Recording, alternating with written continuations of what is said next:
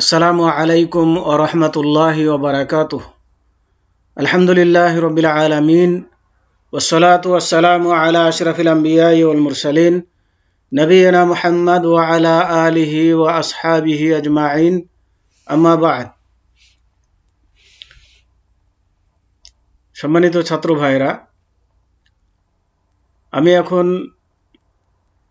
Class 2 এর তাওহীদের class আরম্ভ করছি। আজকের বিষয়বস্তু হচ্ছে যে আল্লাহ রাব্বুল আলামিনের প্রতি ঈমান আনার অধীনে যে 4টি বিষয় অন্তর্ভুক্ত ছিল, তার প্রথমটি ছিল আল্লাহর অস্তিত্বের প্রতি ঈমান, আর দ্বিতীয়টি হচ্ছে আল্লাহর রুবুবিয়াতের প্রতি ঈমান আনা। তো আজকের আলোচনা হচ্ছে আল্লাহর রুবুবিয়াতের প্রতি ঈমান আনা, এবং বাকিগুলো এর সাথে আলোচনা হবে ইনশাআল্লাহ। তো আসুন আমরা জেনে নিই আল্লাহর রুবুবিয়াতের প্রতি ঈমান আনা বলতে আমরা কি বুঝি। অর্থাৎ অবশ্যই তিনি একক প্রতিপালক, তার কোনো শরীক ও সহযোগী নেই, সাহায্যকারী নেই। এটাকে বলে তাওহীদে রুবুবিয়াত। রব বা প্রতিপালক বলা হয়। যিনি সৃষ্টি করেছেন তারই মালিকানা এবং হুকুম ও নির্দেশ তারই কার্যকারী হবে। এ মর্মে আল্লাহ পাক ইরশাদ করেন, আলা লাহুল খালক ওয়াল আমরু তাবারাকাল্লাহু রব্বুল আলামিন। অর্থাৎ জেনে রাখো, সৃষ্টির একমাত্র কর্তা তিনি, মানে আল্লাহ তাবারাকা ওয়া তাআলা, আর হুকুমের একমাত্র মালিক তিনি, মানে আল্লাহ রব্বুল আলামিন। সূরা আরাফ 54 নম্বর আয়াত। তাহলে এখান থেকে আমরা জানতে পারলাম যে আল্লাহ রব্বুল আলামিনকে এককভাবে পালনকর্তা হিসাবে মেনে নেওয়া, সাহায্যকারী হিসাবে মেনে নেওয়া, সৃষ্টিকর্তা হিসাবে মেনে নেওয়া, প্রতিপালনকারী হিসাবে মেনে নেওয়াকেই বলা হয় তাওহীদে রুবুবিয়্যাহ। এবার আসুন তৃতীয় যে আল্লাহর প্রতি ঈমান আনার অধীনে 4টি বিষয় অন্তর্ভুক্ত ছিল, তার তৃতীয়টি হচ্ছে আল্লাহর উলুহিয়াতের প্রতি ঈমান আনা। আল্লাহর উলুহিয়াতের প্রতি ঈমান আনা অর্থাৎ আল্লাহর প্রতি এ বিশ্বাস রাখা যে তিনি একমাত্র ও সত্য মাবুদ, এবং তিনি কেবল ইবাদতের হকদার, এবং তার কোনো শরীক নেই। তো তাওহীদুল উলুহিয়া, ইলাহ বা মাবুদ বলা হয় যার ভালোবাসা ও সম্মানের সাথে ইবাদত করা হয়। আল্লাহ পাক ইরশাদ করেন যে ওয়া ইলাহুকুম ইলাহু ওয়াহিদ লা ইলাহা ইল্লা হুয়ার রহমানুর রহিম। অর্থাৎ এবং তোমাদের মাবুদ একমাত্র আল্লাহ, তার মানে আল্লাহ ছাড়া কোনোই ইলাহ নেই, উপাস্য নেই। তিনি ব্যতীত আর কোনো সত্য মাবুদ নেই। তিনি পরম করুণাময়, অতি দয়ালু। সূরা বাকারা 163 নম্বর আয়াত। তাহলে তাওহীদে উলুহিয়া যেটা আমরা বুঝলাম সেটা হচ্ছে ইবাদতের হকদার হিসাবে একমাত্র আল্লাহ রাব্বুল আলামিনকে একক প্রতিপন্ন করা। তার মানে যাবতীয় ইবাদত একমাত্র আল্লাহ রাব্বুল আলামিনের জন্য নিবেদন করাকেই বা মালিক মনে করাকেই বলা হয় তাওহীদে উলুহিয়া। তাহলে যে ব্যক্তি আল্লাহ রাব্বুল আলামিনের উলুহিয়াতে বিশ্বাস করবে, সে ব্যক্তি কখনোই আল্লাহকে ব্যতীত অন্য কারো ইবাদত করতে পারে না। আর যে ব্যক্তি আল্লাহ ছাড়া অন্যের কাছে সেজদা করবে, অন্যের কাছে প্রার্থনা করবে, অন্যের নামে নজর নিয়াজ দেবে, তাহলে বোঝা যাচ্ছে যে সে আল্লাহ রাব্বুল আলামিনকে ইলাহ হিসাবে একক প্রতিপন্ন করেনি, একক উপাস্য হিসাবে মানেনি, অতএব তার ঈমান থাকবে না। চতুর্থ হচ্ছে আল্লাহর আসমা ও সিফাতের প্রতি বিশ্বাস রাখা। তার মানে আল্লাহর প্রতি বিশ্বাস বা ঈমান আনার অধীনে যে চারটি বিষয় অন্তর্ভুক্ত ছিল, তার চতুর্থ নম্বর হচ্ছে আল্লাহর আসমা ও সিফাতের প্রতি বিশ্বাস রাখা। আসমা হচ্ছে ইসিমের বহুবচন, যার মানে হচ্ছে নামসমূহ, আর সিফাত মানে হচ্ছে গুণাবলী, মানে গুণবাচক নামসমূহ, এবং আল্লাহ রাব্বুল আলামিনের যে সকল নাম রয়েছে সকল নামের প্রতি বিশ্বাস রাখা। তার মানে কি ধরনের বিশ্বাস?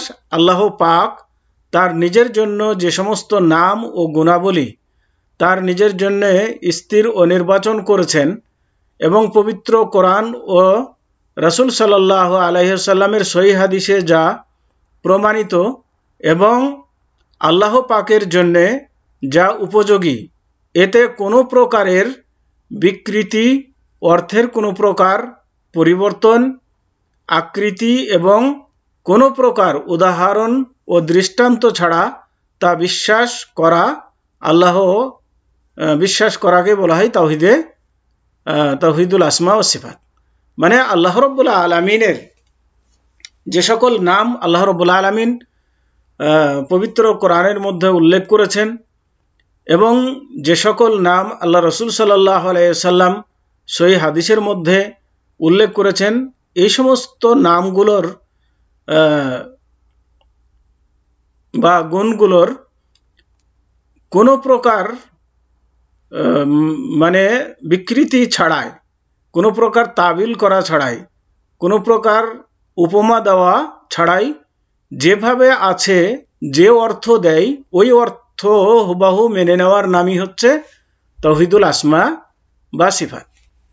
এখন আসুন, কেউ যদি, যেমন আল্লাহ রাব্বুল আলামিন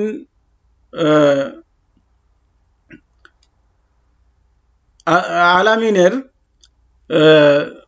চোখের কথা কোরআনে উল্লেখ রয়েছে। এখন আমরা যদি এর অর্থ করি, চোখের অর্থ যদি চোখ না করে করি কুদরতি চোখ, ক্ষমতার চোখ, যেমন হাদিসে হাতের কথা উল্লেখ রয়েছে, পায়ের কথা উল্লেখ রয়েছে, এ সমস্ত জিনিসগুলোর অর্থ যদি সরাসরি হাত বা সরাসরি পা এরকম অর্থ না করে যদি বলি যে কুদরতি হাত, কুদরতি পা, তাহলে এ অর্থের বিকৃতি করা হলো, আর সেটি আল্লাহর আসমা এবং সিফাতের প্রতি ঈমান আনার জন্য ত্রুটিপূর্ণ হবে। এটাকে আল্লাহর আসমা সিফাতের প্রতি ঈমান বলা যাবে না। অতএব কোনো প্রকার তার বিকৃত অর্থ ছাড়াই সরাসরি যে অর্থ আসে সে অর্থই করতে হবে এবং তার প্রতি বিশ্বাস রাখতে হবে, এবং সেটাকে কারো সাথে দৃষ্টান্ত দেওয়া চলবে না, মানে কারো সাথে তুলনা করা চলবে না। যেমন আল্লাহর হাত আছে বলতে এটা বোঝা যাবে না বা বলা যাবে না যে আল্লাহর হাত মানুষের হাতের মতো বা ফেরেশতাদের হাতের মতো বা অন্য কিছুর হাতের মতো, এই ধরনের কোনো সাদৃশ্য স্থাপন করা যাবে না। বলতে হবে আল্লাহর হাত আছে কেমন? আল্লাহর হাত আল্লাহর শানে যেমন হওয়া, আল্লাহর জন্য যেমন আল্লাহর হাত যেমন হওয়া আল্লাহর জন্য প্রযোজ্য তেমনই আছে, এটা কারো হাতের সাথে তুলনা করা যাবে না। আমাদেরকে বিশ্বাস রাখতে হবে যে আল্লাহর হাত আছে, আমাদেরকে বিশ্বাস রাখতে হবে আল্লাহর পা আছে, আমাদেরকে বিশ্বাস রাখতে হবে আল্লাহর চোখ আছে। তো আল্লাহ রাব্বুল আলামিনের অনেকগুলো নামের কথা আল্লাহ রাব্বুল আলামিন পবিত্র কালামের মধ্যে উল্লেখ করেছেন, অতএব সেই নাম এবং গুণাবলীগুলোকে আমাদেরকে বিশ্বাস রাখতে হবে। যেমন আল্লাহ রাব্বুল আলামিন বলছেন, ওয়ালিল্লাহিল আসমাউল হুসনা ফাদউহু বিহা, আল্লাহ রাব্বুল আলামিনের সুন্দর সুন্দর নাম রয়েছে, অতএব সেই নামে তাকে ডাকো। যারা আল্লাহ রাব্বুল আলামিন যে সমস্ত নাম তার জন্য নির্ধারণ করেছেন সেই নামে আল্লাহ রাব্বুল আলামিনকে ডাকতে হবে। আল্লাহর নাম নিজে থেকে তৈরি করা যাবে না, এবং যে সমস্ত নাম কোরআন এবং হাদিসে নাই এ সমস্ত নামেও আল্লাহকে ডাকা ঠিক হবে না। তো এর থেকে আমাদেরকে অবশ্যই বিরত থাকতে হবে। সূরা আরাফ 180 নম্বর আয়াত।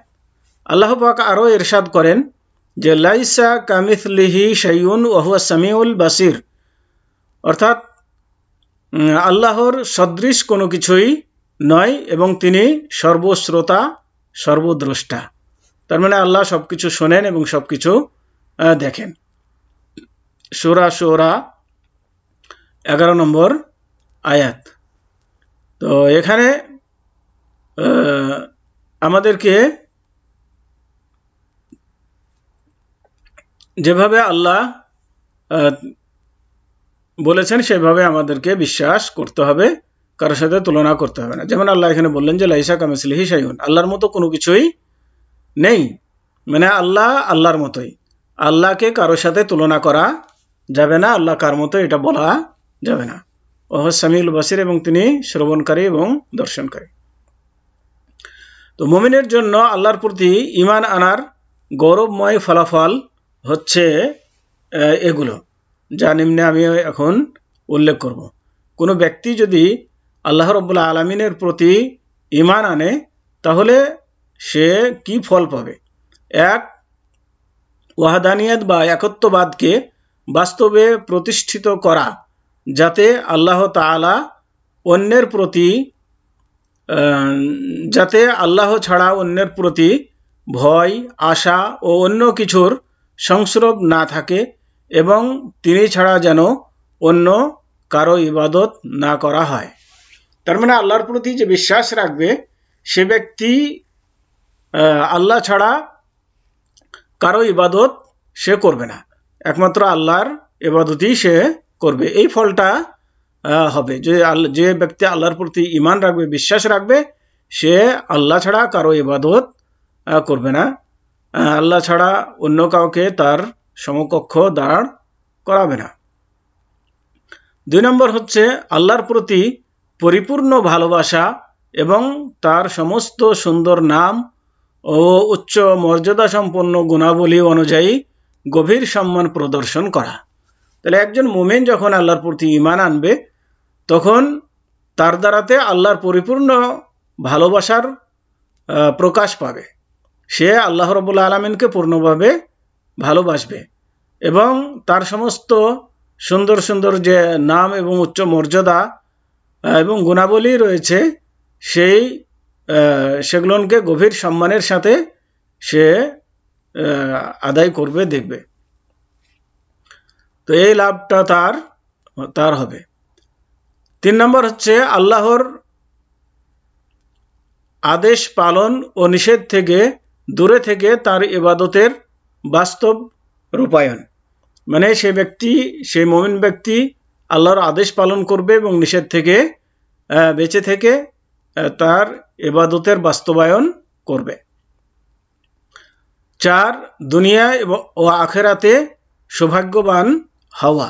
তার মানে একজন ইমানদার ব্যক্তি দুনিয়া এবং আখিরাতে পরকালে সে ভাগ্যবান হবে। দুনিয়াতেও সে সৌভাগ্যতা অর্জন করবে এবং পরকালেও সে লাভবান হবে। এগুলো হচ্ছে ঈমান আনার ফল। তো আসুন আমরা প্রকৃতপক্ষে আল্লাহ রাব্বুল আলামিনকে জানি, তিনি যেভাবে তার পরিচয় দিয়েছেন, তার প্রতি যেভাবে ঈমান আনা দরকার সেভাবে ঈমান এনে আমরা আল্লাহ রাব্বুল আলামিনের সন্তুষ্টি অর্জন করি, আল্লাহ রাব্বুল আলামিনকে সঠিকভাবে চিনি এবং সঠিকভাবে তার ইবাদত করে ধন্য হই। আল্লাহ রাব্বুল আলামিন তৌফিক দান করুন। আমি পরিশেষে আবারও বলতে চাচ্ছি যে আল্লাহ রাব্বুল আলামিনের প্রতি ঈমান আনার অধীনে 4টি বিষয় অন্তর্ভুক্ত। এই বিষয়গুলোর প্রতি ঈমান থাকা আমাদের জরুরি। একটা হচ্ছে আল্লাহর অস্তিত্বের প্রতি ঈমান, 2 নম্বর হচ্ছে আল্লাহর রুবুবিয়তের প্রতি ঈমান, 3 নম্বর হচ্ছে আল্লাহর উলুহিয়াতের প্রতি ঈমান, আর 4 নম্বর হচ্ছে আল্লাহর আসমা এবং সিফাতের প্রতি ঈমান। তো আজকে এ পর্যন্তই। ওয়া সাল্লাল্লাহু আলা নাবিয়িনা মুহাম্মদ وعلى آله وأصحابه وبارك وسلم. السلام عليكم ورحمة الله وبركاته.